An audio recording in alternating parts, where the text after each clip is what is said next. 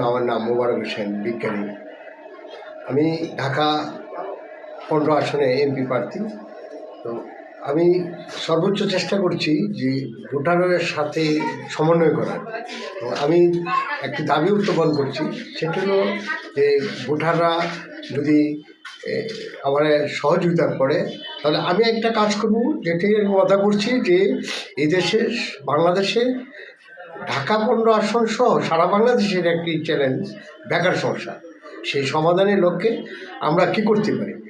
ইতিমধ্যে আমি গবেষণা করছি এবং অন্যদেরকে বলছি গবেষণা করার জন্য। এটা বাংলাদেশের এই সমস্যার সমাধান করার জন্য আমরা গবেষক, বিজ্ঞানী সকলকে নিয়ে একটি প্ল্যাটফর্ম দাঁড় করানো, গরিব ধনী রাজনৈতিক দলগুলি একটি প্ল্যাটফর্ম দাঁড় করানোর জন্য আমি এই নির্বাচনে দাঁড়িয়ে আমি প্রচার চালাচ্ছি।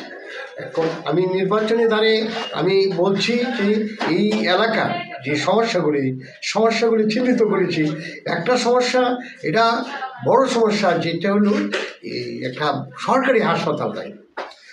এই বিষয়ে আমি সর্বোচ্চ চেষ্টা করছি যে একটা আধুনিক হাসপাতাল হয় ঢাকার, বিশেষ করে ঢাকার এই এলাকাবাসী 15 আসনে যে এলাকাবাসী কাছাকাছি কোনো সরকারি হাসপাতাল না থাকায় ওনারা বিভিন্নভাবে কষ্ট করছেন।